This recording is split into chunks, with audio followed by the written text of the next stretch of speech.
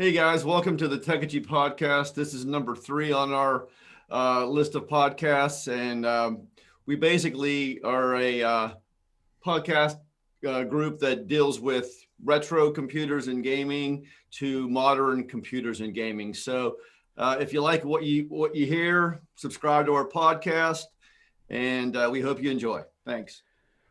Drop the elbow from the top rope onto that like button.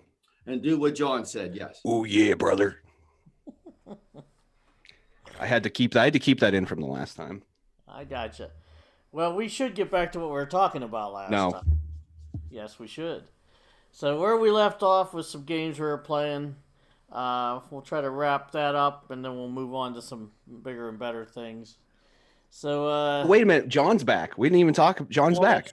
That's true. John is back. Yeah, I'm still alive after a scare with COVID. Unfortunately. But all's well now.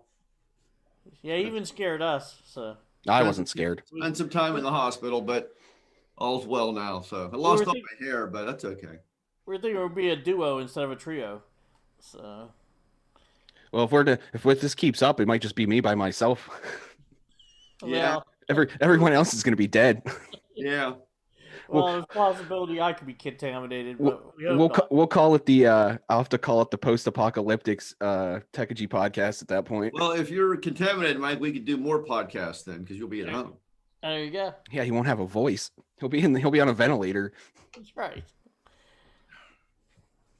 I'll speak in a robot voice through the ventilator. You can use text to speech. That's it. I'll teach text to speech. So, are your bosses going to make you work if you're quarantined? I'm going to work from home until hopefully I can get a test. Yeah. Yeah, what do you have to do? You just. But what if you're not? What if you're physically not feeling well? They're not going to make you work. Well, I'm going to work from home. If I physically can't, then I got to take a vacation day and lose vacation time. Wow. Yeah. I mean, you could lay in bed with your computer, right? Well, I'm thinking I just go down, turn it on in the morning, and sleep all day down here, and then turn it off when I'm done. That's what you do anyway, so. All right. That's what Jordan said you did. I can't even usually go to the bathroom. It's so busy. Anyway, because you know who's carrying this, Me. So. That's what Depends are for. No, there's a lot of work. We're way behind. But that's not what the subjects we want to talk about. We want to talk about work here. We want to talk about fun stuff. So let's move on. Work can be fun if you love your job. Huh? Work can be fun if you love your job. Well, if you have the right job, yeah. And then you can retire and then go back after 3 months of retirement. In other words, some game development company out there hire me to do something. I'll do whatever you want me to do. I'll sweep your floors. I'll sweep your floors. There you go, Bethesda, if you're listening. Hey, I got a lot of good ideas for games. I'll sell them my ideas. There you go. Anyway, let's move on. What was the last games you guys played? John, we don't know. You've been in the hospital, so and everything else. But me and John have been playing Wolfenstein Youngblood.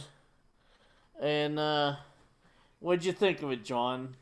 Now, everybody seemed to say the game wasn't that great. Everybody dumps on that game. And right. I'm going to be totally honest with you. I think a lot of the people dumping on it haven't even played it.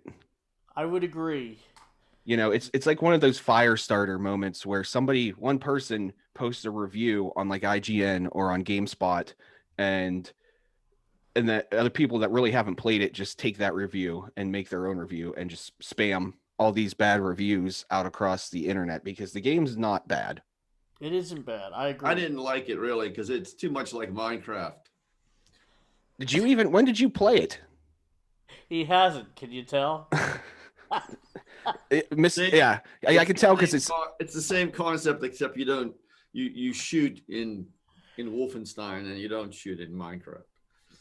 Well, if we can distill every single game down to a comparison to Minecraft. I had a good run in Minecraft. I'm done with that. I'm moving on. Yeah, you were staring at the floor the whole time. You got to get back to Sea of Thieves, where you belong. Yeah, you were good. You were doing pretty good in Sea of Thieves. You made a good captain of the ship. Yeah. That wasn't bad. That was more fun than Minecraft. Well, you just don't got the feel for it yet. Yeah. Well, John, for you to get better at this, you actually have to play because according to Xbox, you haven't been on in 14 days. 14. Has it been that long? It's been 2 It's been weeks. that long. I don't want How to. do you guys know that? I don't want to show the screen because it's got your Xbox name on it, but why do you see that? because it says when you were last online. And when you're online, it tells you what games you're playing or what you're doing. Yeah, like Mike says that he was on 15 hours ago, which would have been about this time yesterday. I'll play by myself. Well, you haven't been. I know, but I only have one friend on right now. Everybody must be doing something. Yeah, must they're all have a watching ghost. football. I must have a ghost down there. My lights just went out. Just one light. Football. What football? It's coming on 4:30.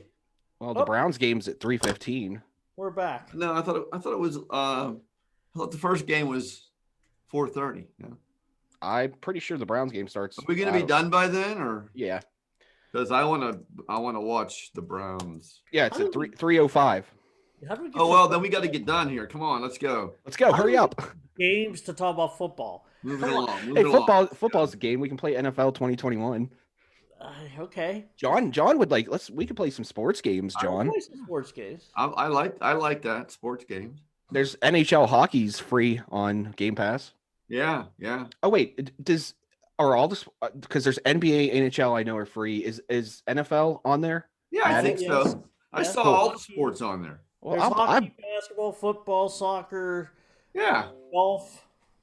Oh, I'd play football or hockey with you, John. Yeah. That's.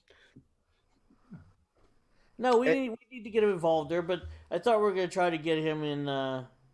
What are we playing? Well, I know we were going to get him in on that Man of Medan because that's more of a story choice driven game.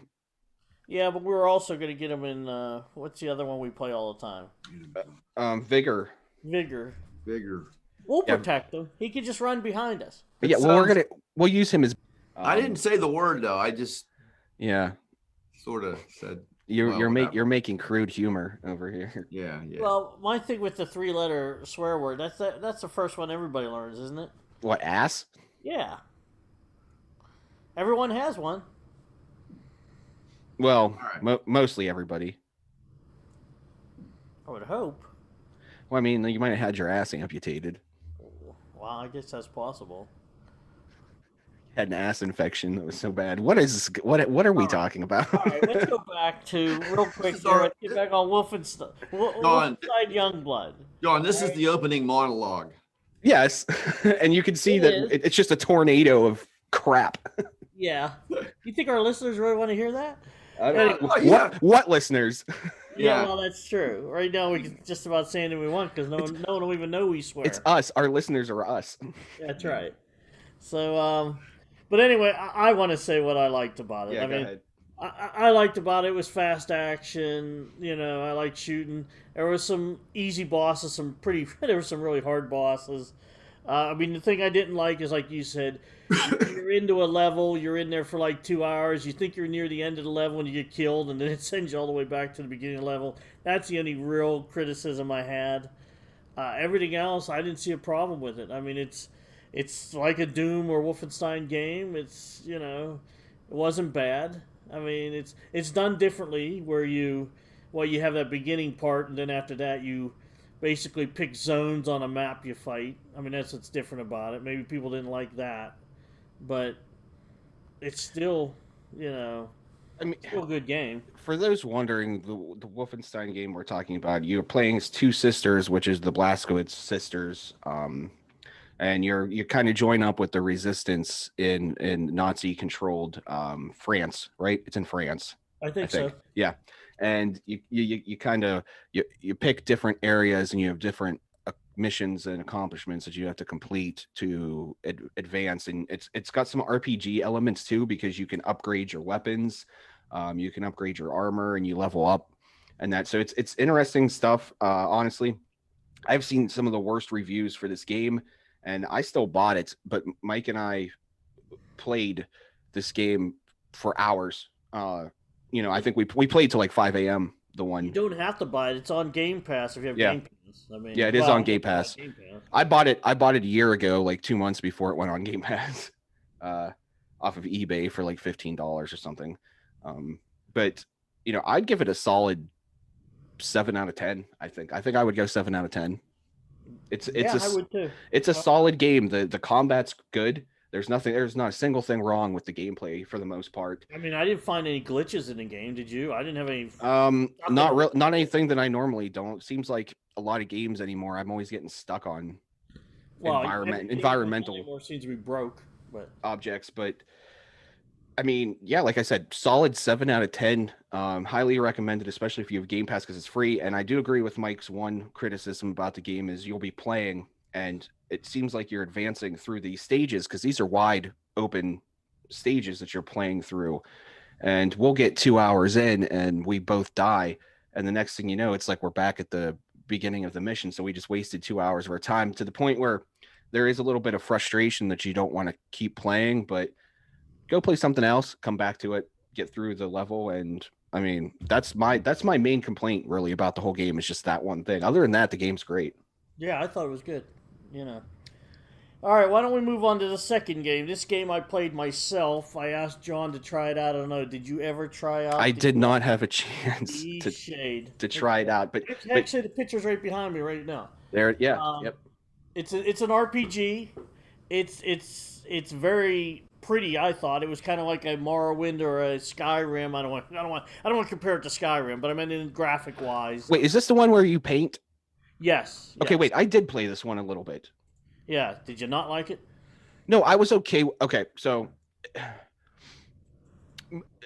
to your point about it being like Morrowind, I take it. I with the graphical. I'm just talking graphics. Yeah, the landscape and everything. Yes, it is more of like a walking simulator. Here's what it is. An adventure game. I mean, here's what it is. You crash on an island and you have nothing, and you're basically trying to get money so you can get out of this town you're in. And the problem is you can't go out at night because it's so cold, so you have to find a place to stay and everything else. And what's neat about this game, or different about this game, is any kid, I mean, you could play this at 5 years old because there's no violence in it. The big thing about it is you learn to paint a picture, and you sell them pictures for money to do other things in the game.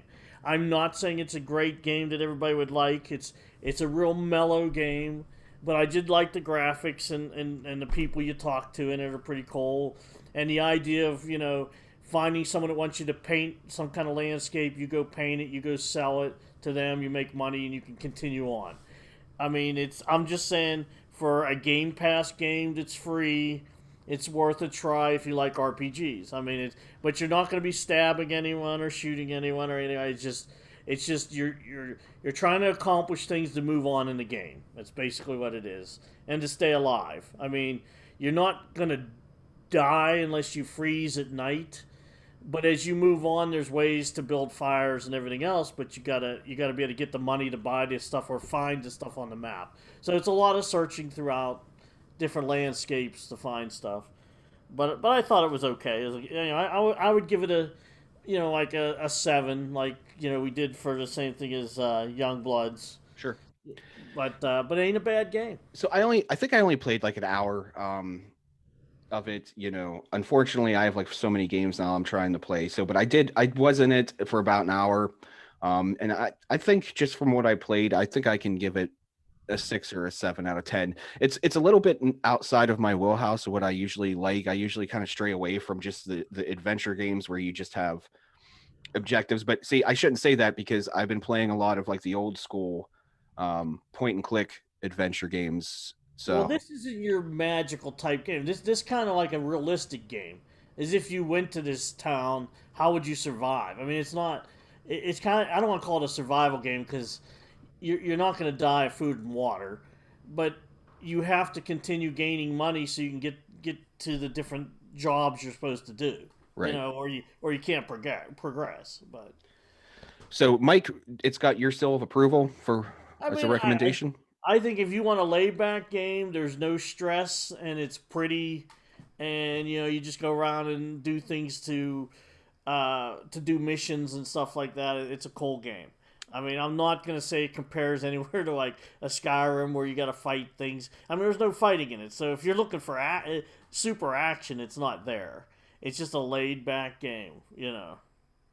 So Cool. So it's not gonna you're not gonna have anxiety and frustration like no, When no, John plays Minecraft. this is the perfect game to play when you're tired and you can't handle that high stress game like a Young Bloods where you're running around like crazy shooting things. This is just one of them games. It's for beauty. In other words, it's for the beauty of the game. It's more like almost like an adventure game, like you said. So, Cool. Yeah, so it's called eShade, E-Shade. and it's free on Game Pass Yep. right now. Right now. So if that sounds like something that would interest you, 100% go check it out. Check out Youngblood. 100%. Do you have any other recommendations? Anything new that you played recently? I've been playing Terminator Resistance on the PC, which is, I think it came out in 2019.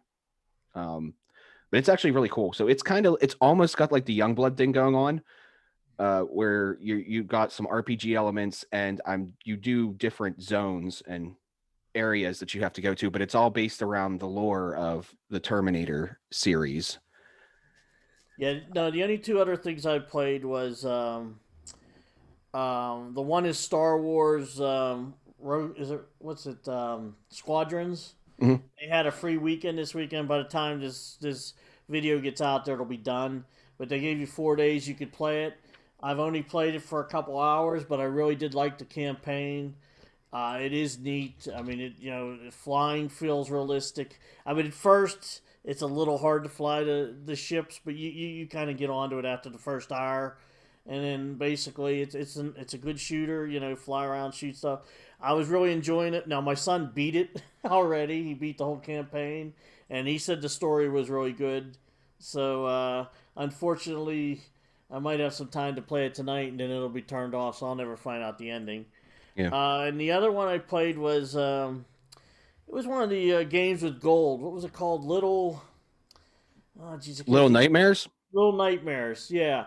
And I started playing that, and it's kind of a platformer and everything else, but it's got this kind of eerie feel to it. I thought that was a pretty good game. So if anyone gets a chance, both of them are pretty good games to play. You know, so if you get a chance, that would be good ones to try out.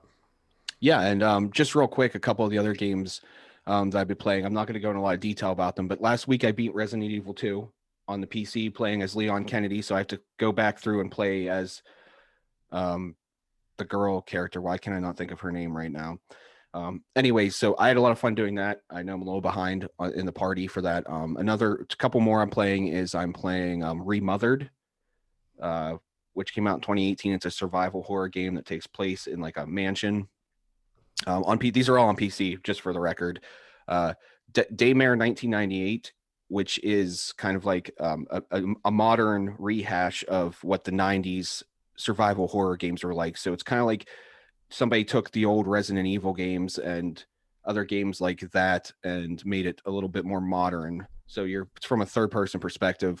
Playing BioShock Infinite, still playing Death Stranding, and I'm playing Postal 4 too, which is still in beta, so it's still janky. But I kind of like it being janky because that's the way Postal's always been. Oh, Detroit Become Human, I'm playing too. So that's what I'm playing right now.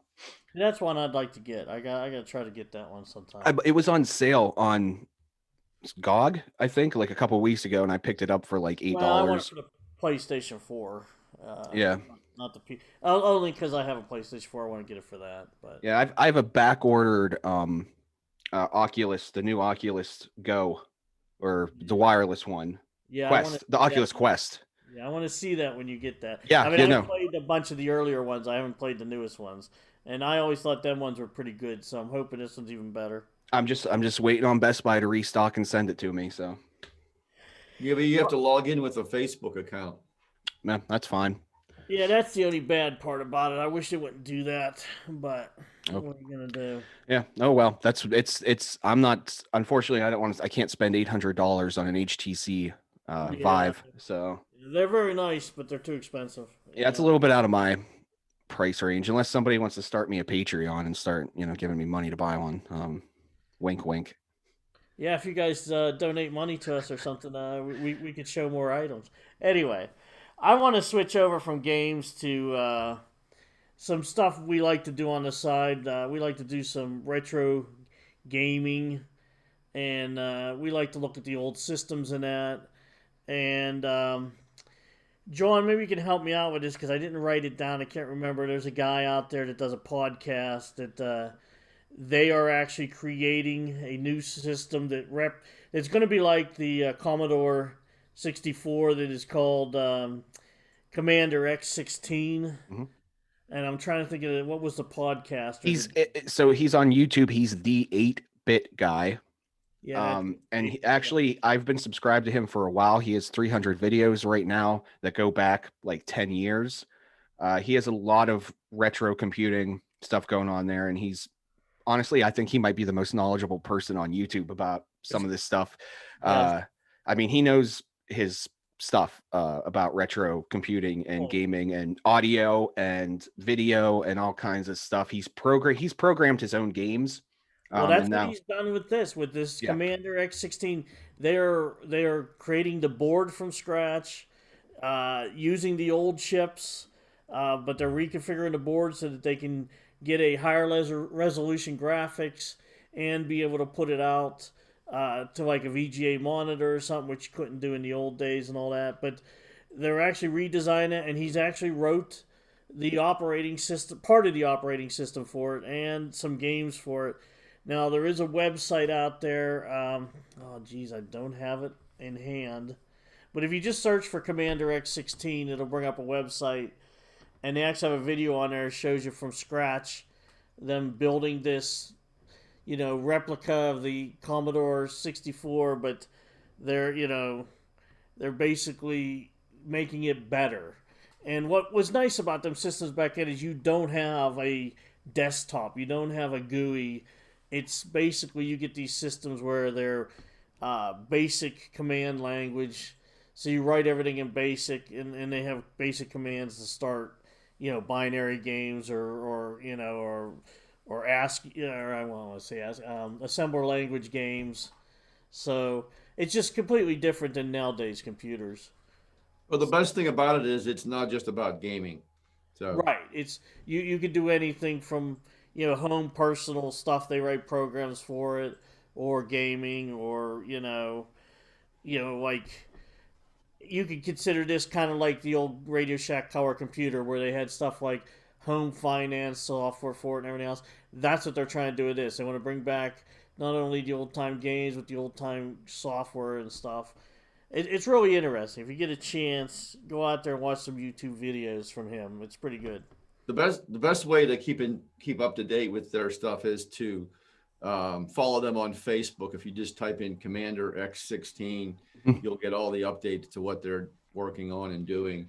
Yeah, there's a group. They're trying to release it this year, right? Yeah, there's a Commander X16 group on Facebook, and if you just follow them, you'll get all the updates to the things that they're working on and doing. So probably the best way to keep in touch with them.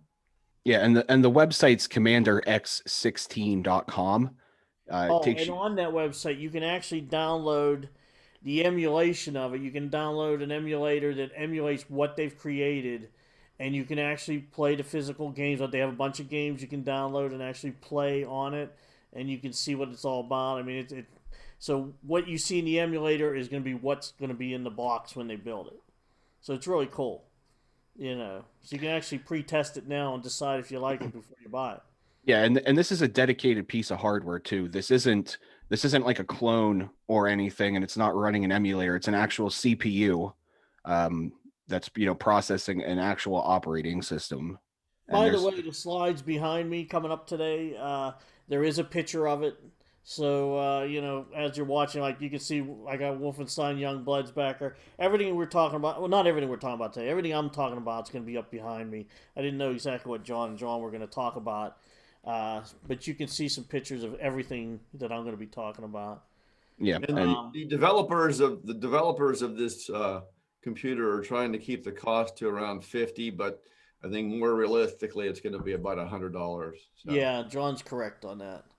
So, but that'll be nice. It'll be a cheap system that you can actually go back and see what computers were before Windows. I mean, most people nowadays don't even know about the old computers. All they know is every system they get, they have an operating system like Windows or Linux or something like that.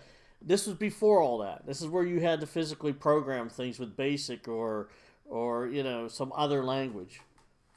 So Yeah, absolutely. And I'm gonna pick one up when they go on sale. I don't know what kind of production, supply chain thing they got going on. So it might be hard to get one at first because there's a lot of people interested, just from looking at the size of the Facebook group.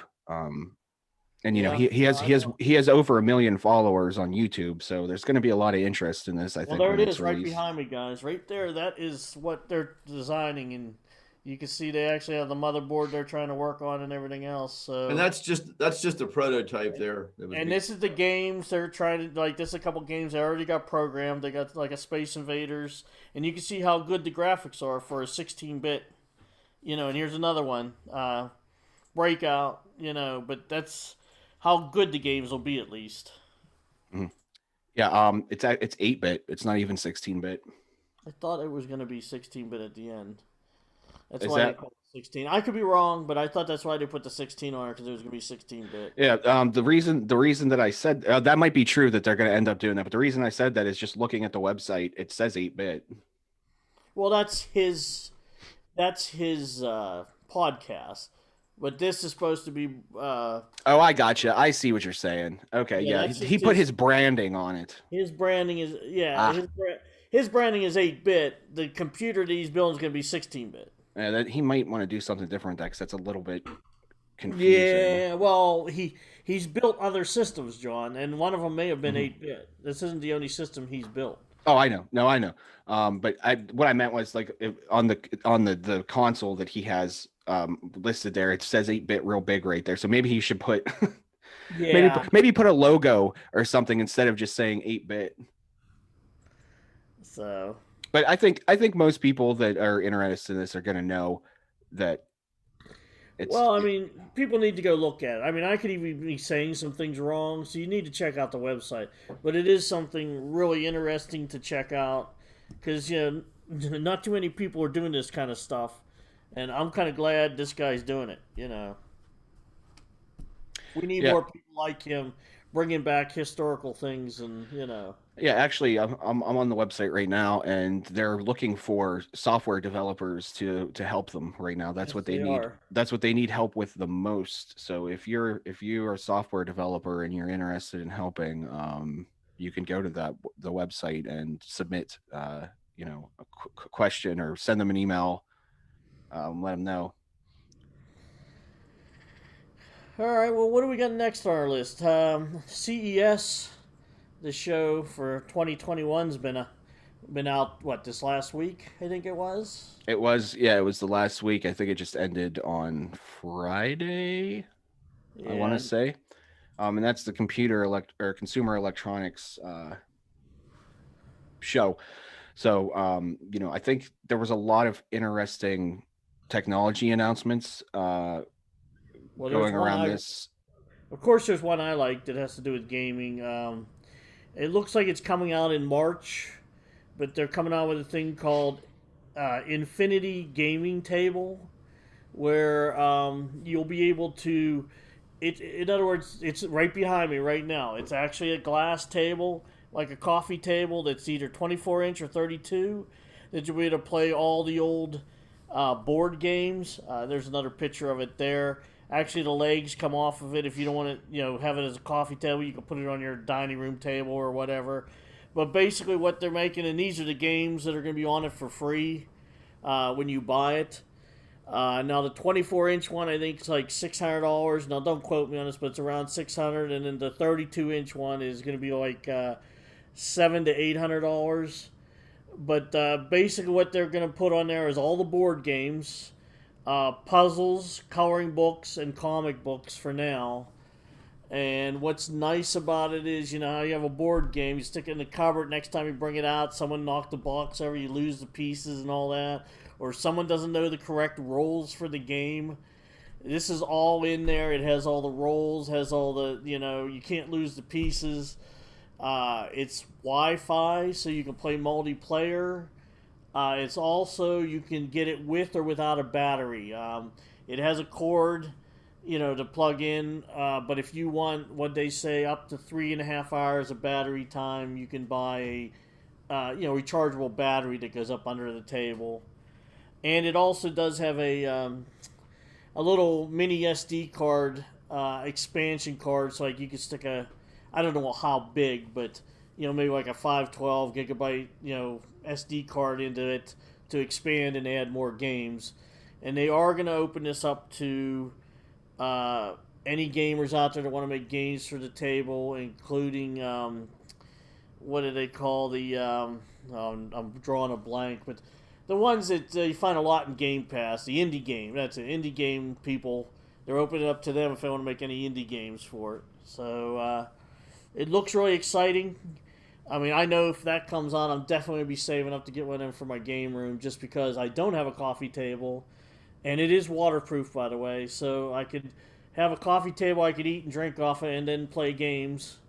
And if anyone else out there has the table, I'll be able to link to them and play games against them. So Yeah, we looked at this a couple days ago, and it looked really cool. I think I probably wait for the price to come down a little bit on them. But I think that would be something, that'd be a good addition to a game room. When we get back to having people and yeah, parties and that.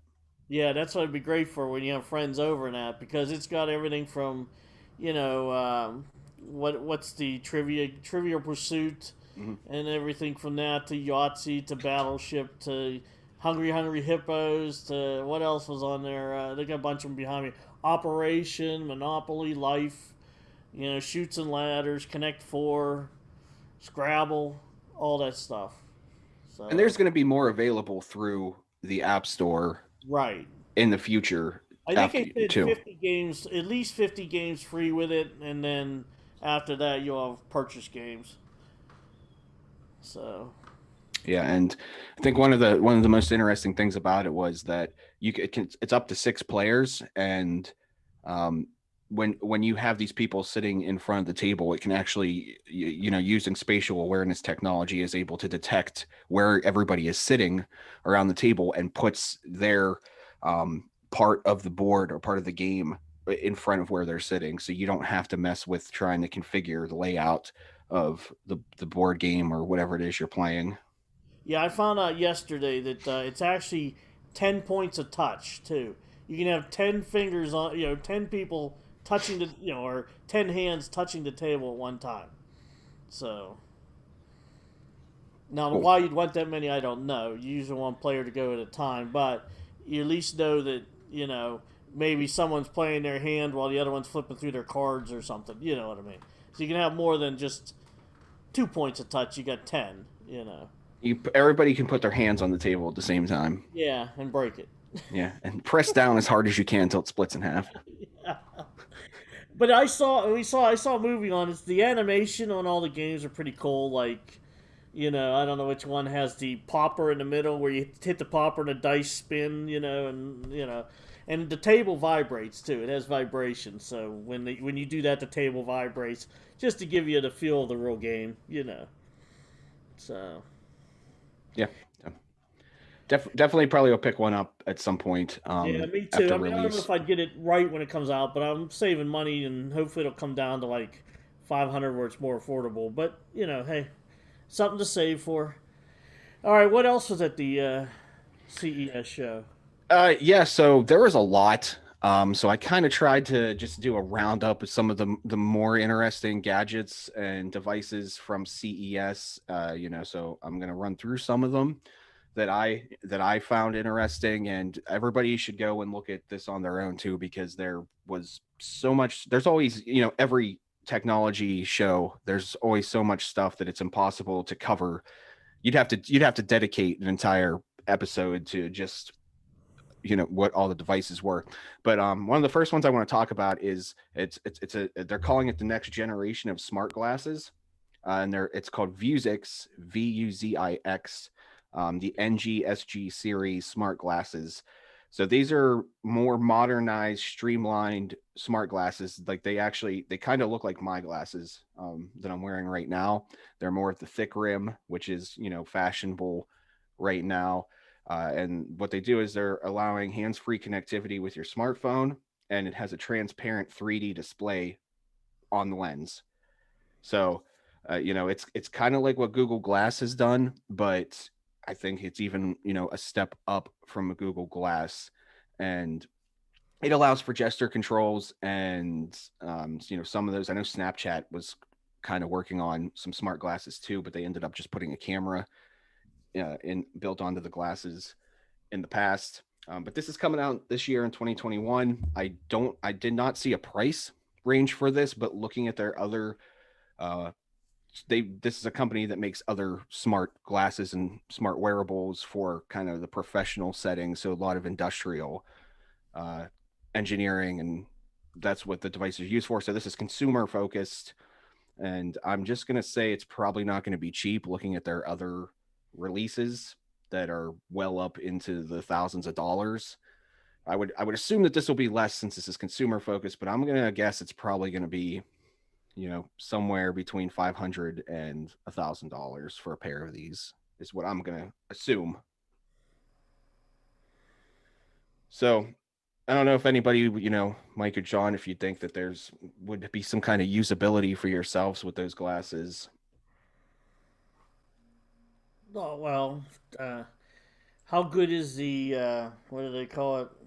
Um, I mean, it's going to be what? No, I don't want to say artificial intelligence. It's not the right thing to say. Not virtual reality, augmented reality. Yeah, Does it have that? I mean, how it good is it? does. It does. So they did a little demo of it. I don't have the video right now to show, but you can kind of check out. It's all reflected on the lens, like they're just normal lenses, and it's So it's on both lenses, yeah, it's 3D on both lenses. the whole lens or a partial lens. The entire lens you can do, and That's a it's first because they always used to use a little corner or something, yeah, which and I and thought was kind of garbage. it's transparent too. So even when you have this on here, it's not going to like block out your vision to just Right, see what's there. I don't think you'd still want to use it while you're driving, but right, but no, that's more up my style. Where at least your full lens, you're not looking through something up in the corner where you can't look straight ahead because you're trying to look at the thing in the corner, of your glasses, you know. yeah, I haven't really had a lot of interaction with kind of, the AR devices and that, so I can't speak too much to it. But it was just something that it seemed like there was a lot of hype around it. Now, whether that was just artificial hype that the company generated themselves, or, a lot of the tech bloggers and that were, I was seeing a lot of it when it was talked about. I think it was like day 2 or day 3 when they showed it. So just something, keep an eye out. It's coming this year at some point. It won 3 CES 2021 Innovation Awards. So people are talking about it, for whatever reason. The second one I saw that was this is, this might be more for people with children or younger family members and that, but this is the Shifu Tacto, Shifu.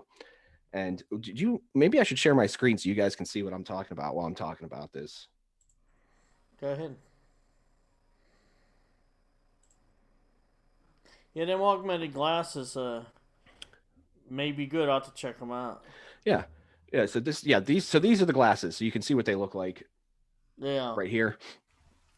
This is the Shifu Tacto. What this is it's a device that you can put on your tablets, so your Android tablet or your Apple iPads. And what this does is it allows you to play certain games, and it becomes interactive you can see these pieces here. So it becomes an interactive board game um, for your tablet. But so there's going to be specific games for this. This isn't obviously going to work with, other random games on here, but I think this is the first, accessory for a tablet that allows kind of this interactivity with a game other than like a control, a gamepad or something, then which I guess this would kind of work as. But you can see here that they have like a piece on the board and it's interacting with the game dependent on where your pieces are on the screen of the tablet. So there's a lot of different things that you can do. It's going to allow you to, you can play chess, checkers, the different board games, but you can also learn to code using different tactile visual methods. So people who are visual learners are going to be able to pick up on that more than just somebody reading text. Next one I know that was really big was the LG rollable phone. I know, Myq, you kind of had talked about it the other day whenever we were talking about this podcast episode. So LG pretty much has done, something that really hasn't, for the most part, been done with an actual hardware physical phone that's not just like a thin screen. And this pretty much just kind of rolls up. It's a little bit bigger than your average cell phone, but it rolls up and you put it in your pocket. And what it kind of does is it takes the side of it and extends it out and extends the screen, right, when you want it to, right? I mean, that's what it seemed to me. I didn't do a whole lot of research on it, but it looked like it was a regular phone, and you kind of like push the button and it expands wider so you can see more on the screen. Yeah, there you go. Yeah, it does. Yeah. It like expands out, and so you're not. It's not foldable. Sliding door. Yeah. So it's not foldable. It's acting as like a it's an extension. It's coming out, but it's interesting how the screen continues to keep its point. Normally a screen, if it come up, it would stretch out or scroll the image, but this keeps the image, whatever's on your screen, it keeps it true to size. Right. Yeah. So that was that. I think there was a lot of hype around that one too. I believe that's coming out this year as well. The only question I have about that, John, is that's actually rolled up inside there. So it's still like the bent ones. And I thought they were having issues with some of them, bendable screen ones where the screen was, I don't know if it was leaving a mark or cracking or, ripping or whatever.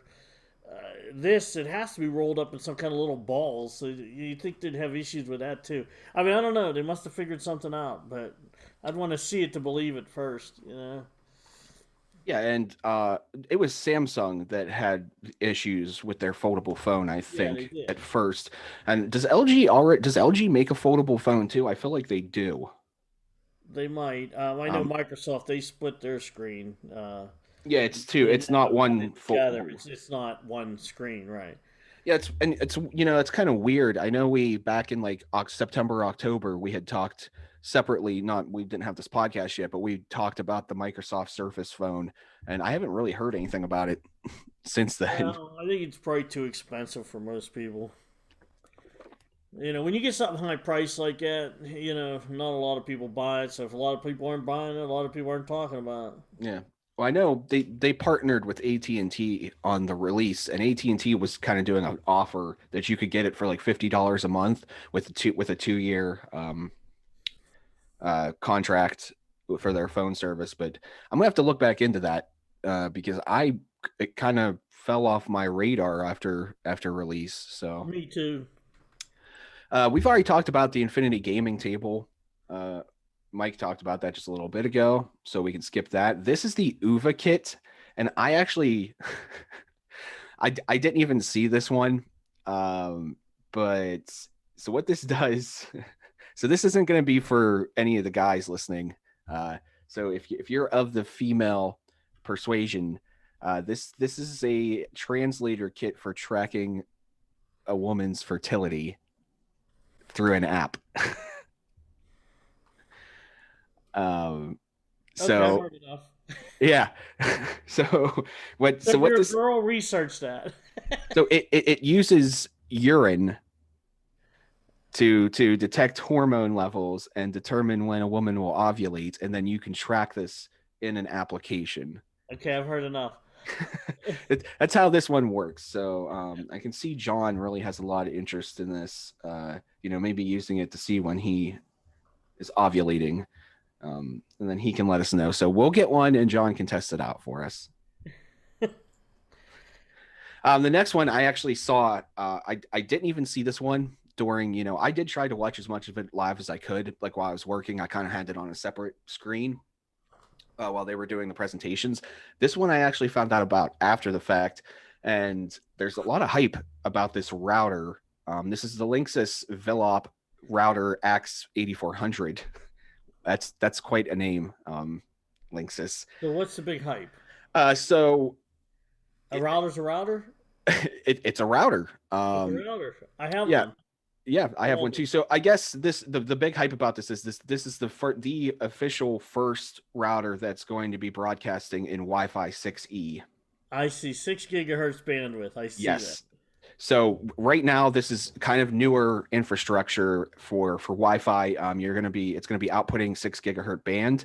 And that, the problem is though, I just thought about this while I'm talking. Is that 6 gigahertz? Well, I was thinking, what devices are accepting 6 gigahertz? Well, that's what I mean. Is this gonna? We're just there aren't any. To catch up to this. In other words, what was that, John? I said there aren't any. Yeah, I'm not aware of any right now.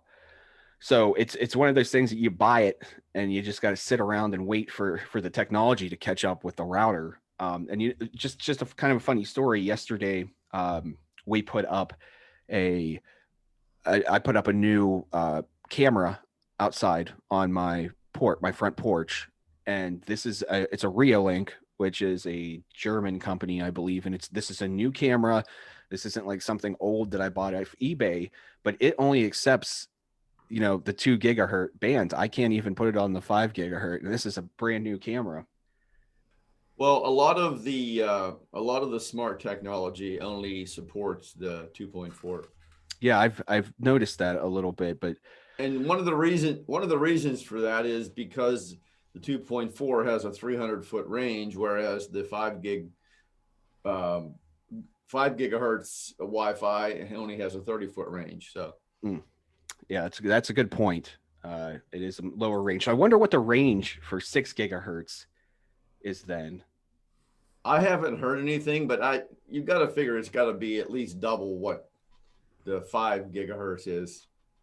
You would think so, or more. I thought somewhere, I thought I read somewhere or saw somewhere that it's going to be like in the 300 range. So it'll be what the 2.4 gigahertz is now. So, which will be good because that way you won't have to worry about, like right now I'm basically have a mesh network set up for my house because I can't get the 5G only when I was only close to the main router. Now that I have the mesh, it broadcasts the 5G where I have the mesh pods set up in the house. So yeah, and just if anyone honestly kind of that's the way that Wi-Fi technology is moving towards. It's a lot of them in the last couple of years. It has been is the mesh networks because they provide coverage, but they also provide kind of an added layer of security, by meshing up your network connections as well. And I think that's, at some point we're going to move away from getting the one wireless router that you usually get when you first, have internet brought to your house to the point where we're all going to have multiple, not portable routers, but you're going to have different smaller access points throughout your house and that. Because I know I put one in my garage because I have those the smart light bulbs out in my garage that play music in that, and the connection was okay, but it's every once in a while, it might lose connection to whatever. So I did have to extend range out to my garage, and that was originally what ended up me doing the mesh networking in my house. So, well, what's nice about the mesh is wherever I move around in the house, I've got 5G. It doesn't matter. Yeah, you're not going to be bouncing back and forth between. For my cell phone and for other devices that support 5G, it's great. Now, again, cameras and other Internet of Things devices only support at this time 2.4. There might be some out there, some newer ones that support the 5G, but for the most part, probably 99% of the Internet of Things products only support the 2.4 gigahertz network because of the 300-foot range on it. So Yeah, I was fighting with the camera, and it didn't even click in my head while this was happening that it was only accepting 2.4 instead of 5. And I was like, why will this not connect to, because I had to set it up in the application on my phone, and it was going off the Wi-Fi that I had on my phone, and I was connected to 5G on my phone, and it just kept failing and failing and failing. And then I sitting there and I was like, oh, wait a minute, I bet you it only supports 2.4. So a lot of the newer products that are out there on the market, they'll tell you right on the packaging. It'll say only supports 2.4 gigahertz. Yeah, I don't read that or instructions. I take it out of the box and throw everything in the garbage. So I do that with everything. I'm gonna figure it out myself. I'm not worried about it. So this is tri-band. So I'm assuming it's it's going to be supporting Wi-Fi 6E. It's going to support 5 gigahertz, and it's going to support 2.4 as well. So you're going to be getting everything. I'm going to keep an eye out for what 6E what devices are going to support that, because I haven't heard any talk about any phones or tablets or laptops or anything that are coming out with that capability. So I haven't heard that either, John. On to the next one, John. Yeah, the next one is Ollie, which is a portable sunlight solution. So if anybody is like me and absolutely refuses to leave the house all the time and has the skin of a vampire, this is your go-to. So what this is doing is it's simulating sunlight using a device in your house. So you could be sitting at your desk and you could technically be getting some sun. So what it does is it's mimicking the natural light of the sun, and it's supposed to help you with the circadian rhythm. If you've ever heard what that is, how our bodies adapt to changes with sunlight and at night, and how we sleep and things like that. So they're mimicking the wave bands of the sun. So wouldn't it be cheaper just to take vitamin D? Yeah, or go outside. Well, I was gonna say, can you get any of that from it? You can probably get cancer from it, but there you go. Okay, but so I'm not entirely sure. I don't know how you would get vitamin D from it, but that's all based on. Well, it says, have you been struggling to get outside and soak up enough vitamin D? So it acts like it's giving you vitamin D.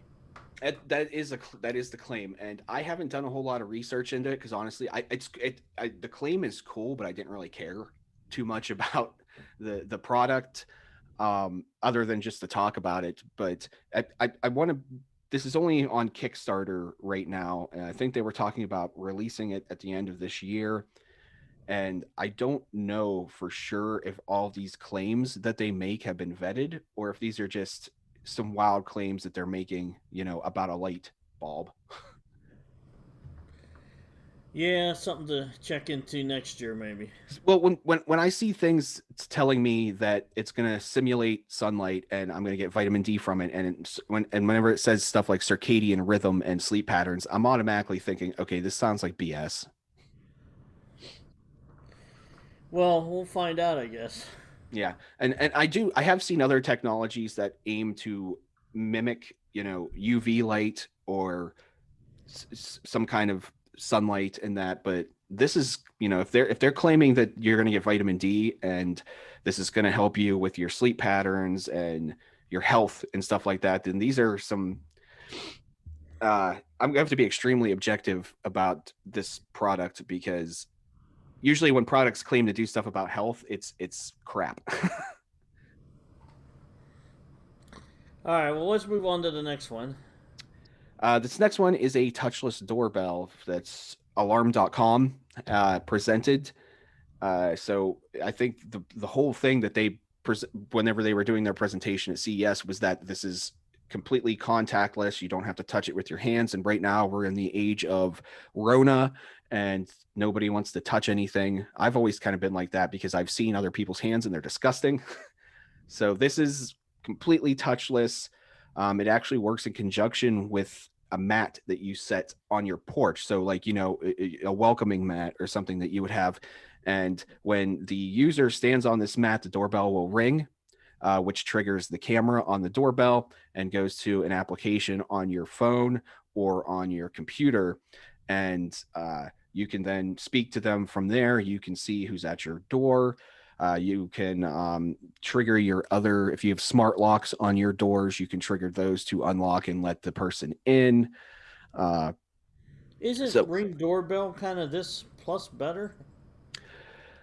Because Ring Doorbell has a camera on all the time seeing you, or well, at least detects a certain area that picks you up. it does. And There's a button to be filmed. this does work the same way, but what this is doing is like on my Ring doorbell, the person actually has to press the doorbell to make it ring to me. I can still get an alert, but if somebody wants to ring my doorbell, they actually have to press the button. This one, you don't have to touch anything. Yeah, but it says it doesn't show video until someone touches it. Didn't it say that?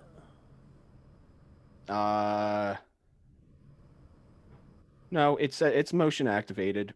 Okay. It senses the location of movement and determines whether you are on or off the mat, depending on how you calibrate it. So you can kind of do your own calibration there. And I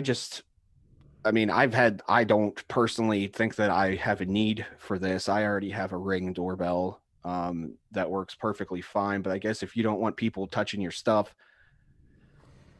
then I don't have anybody come to my door anyway. So, Hey, John, I was going to say my Ring works similar. It works just the way this, other than the fact that somebody has to push the button to make the doorbell in the house ring. Mm-hmm. But I get alerts if somebody's walking up the sidewalk. It'll say motion detected at the front door, and that'll alert me to. It's almost like a repeat item. Go and when I hear that, then when I hear that announcement, then it prompts me to go and see who's coming up my sidewalk or who's walking across my front lawn or something. Yeah. Mm-hmm. Right. Yeah. So, I mean, really, it is the same thing. Just the big thing was that it was contactless to ring the doorbell. So that's their claim to fame, is that they created this. And really, I mean, technically, it's really not even, it's contactless in the sense that I don't have to touch the button, but you're still standing on a mat to get the doorbell to ring. So, I mean, I don't even know if I would, it's touchless in the sense that my finger is not touching the doorbell, but my feet are still standing on a mat. Well, does it look like there's a button on the actual doorbell? Yep. There is a button on the doorbell, and I'm going to assume that that's a fail-safe, that if for some reason, in case something happens with the mat. Right. So your not wireless, but your touchless now has become a touch doorbell as a fail-safe. Right, and based on what we're living through with this pandemic, you don't want anybody touching your. The last person I actually had touch my doorbell, I think, was a delivery driver, and they had gloves on anyways. So yeah, they usually have gloves on. So yeah, so it was, for whatever, there was hype around this too. I personally don't see the hype in it too much either. Is it the price? What's the? I don't recall seeing a price for this. Cheap, maybe that's what it is, But I think just a guesstimate. It's probably going to be in the couple $100 range. Coming with the mat accessory for the touchless, and I believe it had something like a 12 or 15 megapixel camera on it, and it was allowing 1080p video with lossless audio and stuff. There was all other stuff going along with what the audio and video did in that, and is the mat rechargeable? Yeah. Sorry, the mat is rechargeable. So that's another thing that you have to worry about that I almost didn't even touch on, is you have to, the mat is going to need charge as well, and it's going to be one of those things that you charge it and it's good for a long time. There's the reason why they have the fail-safe on the doorbell, because if the mat runs out of battery, then you can still push a button on the doorbell. Right. Yeah, absolutely. And so and the mat's supposed to last because it's, it's not something that's going to be constantly using battery. It's only going to be using battery when it senses Right. pressure on it.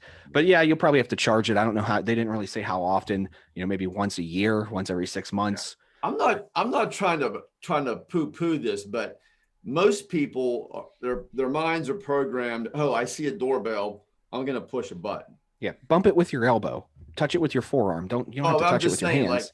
I think people, I mean, like, I know when somebody's coming to my door, it's push the doorbell button because that's what you've been programmed to do over the years, versus, oh, I'm going to stand on this guy's mat because it's going to alert, Right. they wouldn't even know that. They might think it's just a regular doormat and, So I didn't see the mat. I'm sure if you go out and watch the video of the presentation, they might show the mat. I didn't see it. I didn't even really see this presentation. I saw some clips from it. I don't know if the mat's anything special, if it says stand here to ring or something on it, but if it just looks like a normal mat, nobody's going to know. right. You know? Exactly. So, But anyways, my point is the majority of the people who walk up are going to press it. that are going to push the button on the doorbell. Yep. Especially because it's lit up. So, I mean, I like the concept, but I don't see the practicality in it because, again, people are going to push button first, I agree with John. Yep. Yeah. No, I agree. Having the Ring doorbell is all you need. You don't need this. Yeah, no, I agree. It doesn't interest me, but it was hyped at CES. I think if this would have came at any other time other than COVID, everybody would have overlooked it.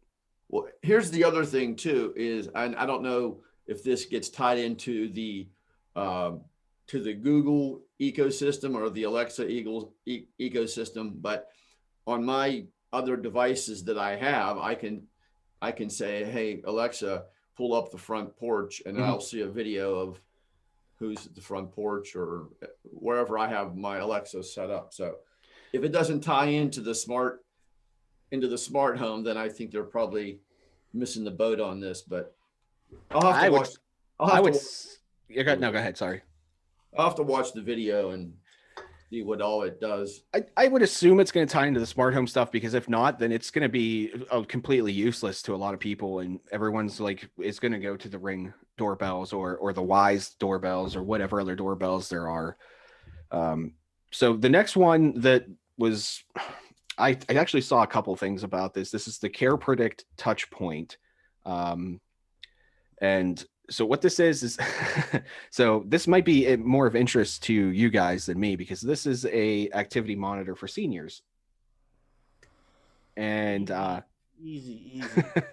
So what made this interesting is that this has an application that allows other people to monitor your health and your heart rate and everything like that, your different vital signs. So if you had an elderly a family member in nursing home or something, and they were wearing this smartwatch, which you can see here with the application, it's going to show their activity, it's going to show their sleep schedule, it's going to show their heart rate, their blood oxygen level. You can set up alerts, trends. You can see it shows the temperature of the inside of their house or wherever their location is. It also shows their body temperature. It shows activity scores. It shows how much they've been walking, all of that activity tracking stuff. And I think you can see right here, if you're watching this on and not just listening to audio, there's actually an emergency button on the top of this, which actually, if an individual were to fall, kind of like the Lifeline stuff, you fall and you can't get up, they can press and hold this button, and it will alert everybody with access to this application that they're having some kind of medical emergency or event. So, I think that this has a lot of practicality. For a concerned family member with somebody in a nursing home or hospice, or even at home living at home by themselves. Or maybe a mother and father living at home by themselves. I could use one of them for my dad right now. Yeah. Hey, John, I think for somebody who doesn't own a smartwatch, I think this would be perfect. Yes. But if you have a smartwatch already, you've got a lot of this stuff already built into it. So, Well, I wouldn't. This would not be something that I would go out and purchase. Would be something that like maybe if my parents were older and they were in their 70s or 80s and they were living by themselves or whatever, I might purchase them for them to have, and Right. then that could be shared with me. I would have Right. access to yeah, all you of would, this. And yeah, what's you the would get the cost of this alerts. versus a smartwatch? Yeah. Right. Yeah, because if I just give them an Apple Watch, I'm not going to be able to know what's going on. Well, I don't know. I don't know This if you is guys for know this or something in not, my but situation, guys, where my dad's down there and mom are alone, and if they fall, it's kind of like a med alert kind of thing. It's more of Yeah. a, it'll contact me to call the ambulance and send it down there or something. well, it's funny you mentioned that about falling, Mike, because the Apple Watch has that feature built in, Mhm. and it's set It's up gonna when notify if I me. was to fall, the way I have it set up, it calls 911. I understand, but would it notify me? Well, it calls 911. I don't know if you can. I don't think I have it This set is up. this is I see this as something the old people wear, and my phone detects it, and I see what's happening with them. That's what I see this as. Yeah. This is me watching my parents. Yeah. Right. Yep. Yeah. This is Big Brother. know, Yeah. This isn't them watching themselves. This is me Well, watching them. well, there are a lot of those. There are a lot of those devices out there now that Come with the service, yeah. that they have. Yeah, you pay a monthly fee, and then you can get alerted, and then Well, maybe this doesn't charge a monthly fee. Maybe that'd be the thing. It does. I don't know. One-time price, and you don't have to worry. It is, yeah, it is just the purchase of the watch. There is no fee with the application or anything. And Yeah, so one that's of what you make out. Because and like the monthly service can get expensive. right, and like what Mike said, for his use case, they were also showing how this could be used in a medical setting too. Nursing homes. These can all be directed back to the nurse that's on call for these for the doctors for the patient in these Right. nursing homes. So they don't have to go in and take your temperature. They don't have to go and monitor your heart rate. They can access this application and they can see all of the individuals that they're over at the nursing home, and they have this information just giving them this watch. Yeah, no, I see this practical. It's only too expensive. Yeah, I did not see a price for None of this. these things at CES really give you a price. Yeah, no, but I'm honestly, I would probably if I had to guess, I would put it probably around the same price as it doesn't do anything special. It's just it's more the kind of the infrastructure they built around the application in conjunction with this watch and having it so others can access this information. Really, this isn't something like Mike said. This isn't something that I would buy and look at really too much myself. I mean, they could if they wanted to, but this is more for other people to kind of watch. So, I'm going to run through the next couple ones. This next one is the OtterBox mobile gaming device. So this is actually a case for your Android or Apple phone that is going to allow for a different range of gaming accessories. So there's going to be a controller, and you can see here in the picture that they kind of have, with like a clasp stand. It's going to come with some wireless accessories. I know they were talking about some headsets stuff. There's a privacy glass guard so people can't see what you're playing on your phone. Things like this already exist. NVIDIA has hardware for things like this. So I personally didn't see a whole lot of hype in this one myself, but it's just another company out there now making gaming accessories for mobile devices is what this is. Here, this is the Samsung Bespoke refrigerator.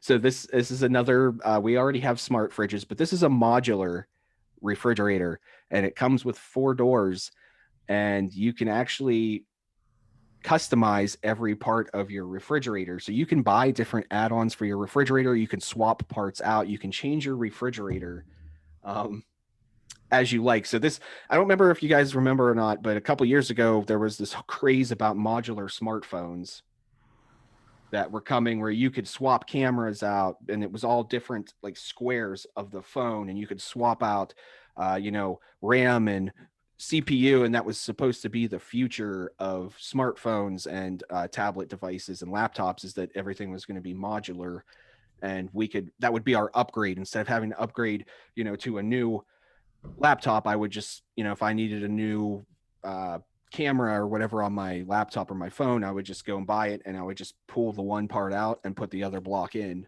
But that never panned out. John, they tried that years ago with it was a company that spun off from Palm Computing. That's the one I'm talking about. Yeah. Handspring was the name of the company. I actually had the PDA, and I had the cell phone module. I mean, it worked okay as a cell phone, but it just never took off, because you're always constantly swapping out when you wanted to do something, So, yeah. But anyway, and no. And then a couple years ago, there was a cell phone company that came out. I think it was Motorola, wasn't it? Didn't they have some kind of modular thing? They might have, but I remember this was some kind of independent hardware developer, because they had a crowdfunding campaign for it, which I don't believe was successful. Well, I remember Motorola, they actually had a module that you could swap it out, and it would turn the phone like into an Alexa device, and you could give it commands, and then you could swap that out for other modules, So this is pretty much the same, the modular design again, but now it's a refrigerator instead of a phone. Right. So exactly. Yeah. But Samsung's like LG and Samsung are like the big one for smart home devices, like smart refrigerators, smart ovens, smart microwaves. So obviously going to be expensive. I'm not sure how expensive these modular parts are for the refrigerator, but I would imagine they're probably not going to be cheap either. So this next one is the Myq Pet Portal. So this is a smart portal for your house that you install on your door for your pet to come in and out. So instead of the normal flap that you have, this will have a sensor and also has a built-in camera, so that's a live video stream. So you can see when your pet's coming in and out. And what happens is the dog or cat can be set up two ways. There's a smart collar that they can wear. So really it's a little device, that's using Q wireless technology that you put on their collar or their harness, and it will sense when the dog's at the door, and it will open the portal for them, and they can go in and out. Or you can set it up to sense movement from the camera that's the live stream, and you can have it open or shut dependent on that too. So there's a couple different ways to configure that. So in this picture, I can already see a problem. My dog would never be able to clear that jump. He is too round. I don't know if he would ever go through that. So mine would have to be down much lower. So this is you're going to have to mess with your door. You might have to buy a new door to get this to work. Another issue I can see being is, if your dog's passing this door frequently, is this portal going to open every single time that your dog walks by? Or is this, Power's out, dog hits the door. Yeah. What happens if that's a good point. I obviously would never let my dog out if I didn't have a fenced in yard. So I let him out and he runs around the fence yard. But what happens if you let your dog out and the power goes out and your dog's stuck outside now? Or what happens if the something malfunctions with the door and it stays open? Yeah. And then you have all these other critters coming in your house. Right. Now you have bugs and, honestly, I'm not sure if there's... Is what if the dog gets used to the door opening up and it doesn't open, he runs head first right into the door. Yeah. That's another thing. I'm going to have to give this a thumbs down. I was already going to give this a thumbs down. I don't see this ever anything I'd use. I don't have a dog flap. You know what I do? I get up and let my dog out. Yeah. Don't be lazy. Right. But another reason I'm going to give it a big thumbs down is because it's $2,499. Woo! Wow. Well, the other thing, like you mentioned earlier, you have to have different sizes for different dogs too, Right. And so I know you can see what they did here. Their door was one of those 2-panel doors. Right. There was probably a piece of glass in that bottom panel, Yeah. and they put the portal in. But I don't have a door like that. I have the ones that are like the 6 panels up on the top. Well, So I have a regular door and I have a storm door. So Well, Yes, you're yeah. gonna that's gonna be able. You're gonna buy the whole door for $2,000. That's what I think. I think you're right. It is going to that's be probably the whole that's door. probably You're what it replacing the is. door. It's not just like the actual Portal. portal. You're It's gonna get it's the electricity. whole door. You're gonna have to run electricity somewhere. Yeah. Yeah, Right. yep, that's another Yeah, issue. Yep. Thumbs down on that one. Yep. 2 thumbs down. Not practical at all. Well, I'm sure some people will use it, but that means you don't care for your dog that much. Because you're not really watching your dog. You know what it is? It's one of those niche things that people are going to be like, oh, that's cool, I'm going to buy it if they have a lot of money. This is going to be like people. These are going to be like you're trying to not offend anybody. This is going to be like your Los Angeles, San Francisco kind of upper middle class. I don't even know what words I want to use here. Gotta have it because the neighbor has it. Yeah, kinda is what that's going to be. Like, hey, look how cool this is. My dog can let himself out and stuff like that. I'm going to continue. This is the LG G1 Oled Television. So this has the whole point of this. The big thing on this was that it's got HDMI 2.1. So it's the new HDMI hardware standard that I don't think anything supports yet really either. And also there's going to be a magic remote with this that's kind of it's wireless voice activated technology. You're using Amazon Alexa, Google Assistant. So this is just another. This stuff already exists in other forms. You can control your TV with your Alexa device or your Google device. You can use the application on your phone to control smart TVs. You have that option built into controllers. Yeah. This isn't the one where you can buy a custom frame for it and it looks like a painting on the wall and it's your TV when you. Yes, this is that one. Yep. Yeah. I mean, it looks kind of neat, I guess. It's cool in that aspect, but I'm going to be honest with you, I don't care enough. Well, I mean, you can make your TV do that now, I guess, if you have the ability to insert a picture to it. Yeah, and it's very thin. I forget what the width of the panel display is, but it is a very thin panel, so it's pretty much flush against your wall like a painting would be. I don't know price. I'm going to say it's probably going to be expensive. I would think so too. Well, it says there, doesn't it? It's over $2,000, isn't it? Oh no, that's the door. 3,000. Oh, that's the door. Sorry. That's the pet door. But I think this TV was like $2,000 too. So Yeah.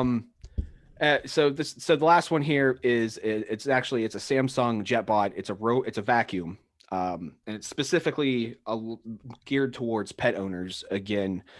So this is an AI robot vacuum that uses LiDAR and 3D sensors then to maneuver around the environment. But what it does is instead of... What's the difference from this and the Roomba? Well, the Roomba is using the LiDAR technology to sense where objects are, and so it doesn't run into them. So what this is actually doing is this is using AI to create 3D maps, for itself. So instead of just relying on not using that radar to bump into things, this is creating its own 3D imagery. So it's kind of smart in the way that it knows the layout. And it's not just using the radar to bump in everything every time. It does it once or twice, and it builds that map, and it knows where some of the more dirty spots are usually at. And just real quick, for instance, let's say you have a spot on the floor where your dog lays, and a blanket on the floor or something your dog lays on all the time. It's going to know after so many uses that this area usually ends up with more dog hair than other areas. So it gives a little bit more attention to certain areas in that. So its big thing is that it's using AI to kind of learn about how dirty your house is. I mean, it sounds good. It's cool. It's cool what they're doing. I don't know how practical it's end up going to be, because people change the layouts of their house all the time. I move a kitchen chair and now it's going to have to rescan. Well, yeah, I'm sure it'll do that, but I think the idea is cool. I think I know where this will be good with a Roomba, and I don't have one. My dad does, but he has to put these strips underneath around all his chairs so it doesn't get stuck under the chairs and that. Yeah, I see what you're This saying. Yeah. might map that area out where it doesn't even try to go under that chair. And it is. That is one of the features. It's supposed to, because it's using 3D scanning to create these maps. Right. So it's going to see that when there's gaps, other than just getting stuck under, a couch or something. And them strips under my dad's chairs, and they do get kicked by us humans, and then they don't work, and then the thing gets under the couch and it's stuck. Yeah. Yeah. So that's some of the big some of the hype devices for CES. There's a lot more. So maybe if you're interested, go check these out. There's videos on YouTube and the CES website. You can also go look at the other devices. There's all kinds of tech that's. Maybe the future show we'll come back around and grab a few more we find or something. Yeah. So that's CES roundup for Techegy podcast. It's an interesting week. I look forward to like all those technology presentations, even no matter what it is, whether it's gaming or just consumer devices. It's always interesting just to see what companies are doing. So.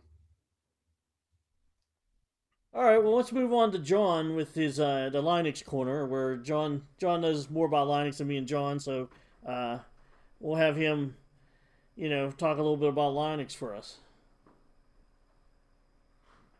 You ready for us, John? I think he's sleeping. He's muted for some reason. Unmute him.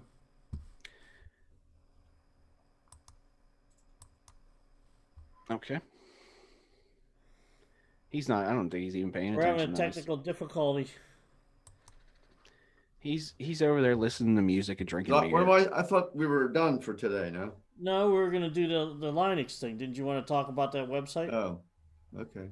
Yeah, I did skip. I skipped the SolarWinds one. Everybody's heard enough about the SolarWinds hack. I had a couple of more things for CES, but that's okay. Oh no, John. Yeah, let's go back. Talk to that. That's fine. I'm gonna skip the SolarWinds stuff. Just one note that I want to add that's new is that some of our cybersecurity defense operations are now talking about getting retribution for the SolarWinds hack. So retaliating against some of these Russian intelligent ops that were able to access that. So I just want to add that in. Everybody's heard enough about SolarWinds. If you don't know about the hack, this is like the big hack of like the last year. Go check it out. I'll just leave it at that. Maybe we'll talk about it later down the line, next episode. Yeah. And John, if you don't want to do the Linux, we don't have to. Maybe you just continue on with the CES and we can be done, whatever you guys would prefer. Yeah, I just wanted to show you a couple of quick things from the CES. One of them being that Mercedes. I know it's Mercedes and it's going to be pricey, but I think they're probably setting the precedent for other cars to have this type of display. But they announced in one of their newest cars that the whole front display would be a 56-inch, what they call a hyper display. And basically there are no dials or knobs or anything. You have a steering wheel and a 56-inch display, and you can either touch it with your hand. There's a picture of it there. You can touch it with your finger to have it do things, or it's actually also voice controlled. So if you wanted to you could say turn left blinker on, turn right blinker on, turn headlights on high beam, whatever. It's all going to be voice driven and touch driven. So they just announced that at CES. Now, again, that kind of scares me, John. Well, touch devices don't always work. well, hopefully the voice will, but yeah. Anyway, this was their car they came out with. It's called a EQS electric sedan. It'll be out late 2021. But no, I think that's great for the radio and stuff, but I don't know if I want my turn signals and headlights, and what if I can't get my high beams on, or what if I can't? Well, there'll be a learning curve, You'll have to get used to it, but Well, no, I'm talking about touch devices. I don't know if you've ever noticed, they don't always do what you expect them to do. Yeah, but it has a backup. You can do the voice. You can say, turn on left blinker, turn on right blinker, turn on the wipers, turn on whatever you want it to do. It will do either voice or touch. So, well, anyway, my big deal with some of this stuff is though, Like even my old car I got. Now my car is 15 years over 50. It's like 17 years old.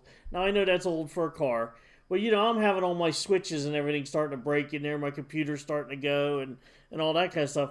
What happens when these cars get older and computers start to go, and then you're driving down the road and all of a sudden, boom, half my dash goes out, or Well, I got to press things or talk to it and don't want to do it. I guess you won't buy one of these then. Well, no, I'm just saying. I know. I think this stuff is great, but where's the fallback? You always need some kind of manual mode to go back. Well, the problem with a lot of these, I want a manual fallback. the problem with a lot of the newer cars is you have to have a PhD degree to figure out how to use them. Yeah, that's it too. I just learned something on my car, and I've had it for almost 3 years, and it's like, wow, I didn't even know I had that feature. Exactly. So, anyway, I think it's great for radio stuff, like your radio, the other stuff on the dash there. But when it comes down to the physical driving things like turn signals, headlights, a couple of them things, I want some kind of hardware fallback. Or well, I'm sure they had to get. I mean, I'm sure they couldn't have put this out if it wasn't. Well, wait a minute. You can do all the testing in your world when it's new, but wait till the car gets old, water starts to leak through windshields and stuff like that. Start getting down in these parts. They probably figure if you can afford a Mercedes, you can afford the repairs. So, well, I just don't think any of these things have been long-term tested. That's all. Anyway, we'll move on. I'm buying a Cybertruck. Wait, there's another one I wanted to do here. So, of course, there's been a lot of talk about, face masks at CES, and one of them is called the Razer Project Hazel.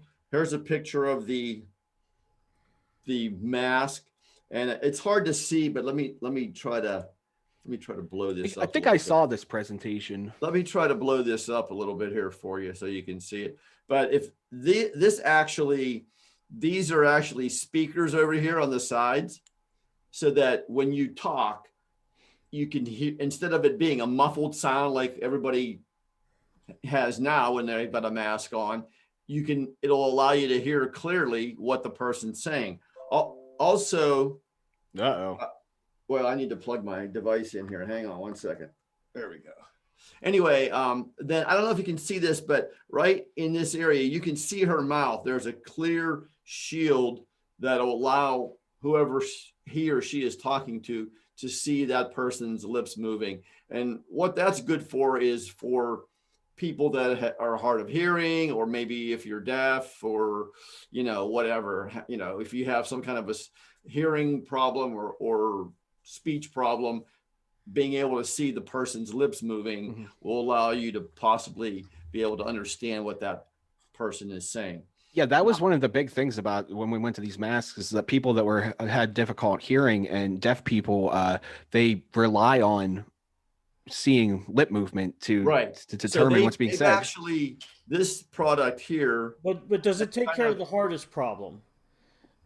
People's glasses fogging up and all that. Right. Anyway, they not only, it has the speakers, and it also has, and I'm not sure where it says that they have a HEPA filters built in that are replaceable. I don't know where they are on the device, but, and then these, I don't know if you can see this, there's actually LEDs that light up on the sides. That's sort of to me, that's an overkill there with the LEDs, but anyway. It's Razer. That's what I was going to say. It's Razer. They have to have LEDs on everything. Well, I'm thinking, is this the same company that makes the keyboards and the mouses and the laptops? It's a game. They make gaming accessories and hardware. Yeah. Okay. Well, anyway, those are the two things that I saw that were. No, I think that's really neat. I just want someone to solve the fogging problem. You're still leaking air up around your nose. Someone needs to, get enough cushion there or something to seal that off, because every time, especially up here in the winter months, you're going in, your glasses are fogging up anyway, and then you're blowing air on them. And, I get up to the thing cash register and I can't even do my debit card because I can't see the screen on the thing. Exactly. Fogged up glasses. Yeah, exactly. I mean, that's what really needs to be done with these masks. Hey, why don't we do the Linux thing next time? Is that okay? That's fine. Maybe we'll do that and a few other more operating system or kind of Yeah, stuff like that. definitely. I mean, we have run kind of long here, haven't we? Yeah, Probably been, yeah. We've went way over. what we thought we would. Yeah, time flies by when we're. Geez, we're over an hour and a half, I think. I know, it's crazy. Okay. So I'm going to watch the Browns game. I'm going to eat barbecue. If you like what we talked about, freaking drop an elbow, do a drop kick, give me a power slam off the top rope right onto that like button. And we have a whole lot more to talk about coming up. I appreciate MC and JM being here. JM's back now for a while, unless he quits. Hey, and don't forget, our saying is stay nerdy. We want everybody to stay nerdy, and you are my friends. So stay nerdy, my friends. Nice. Stay nerdy, my friends. All righty. All right, signing out, everybody. Okay, guys. Take care. Take care, everybody. Stay safe.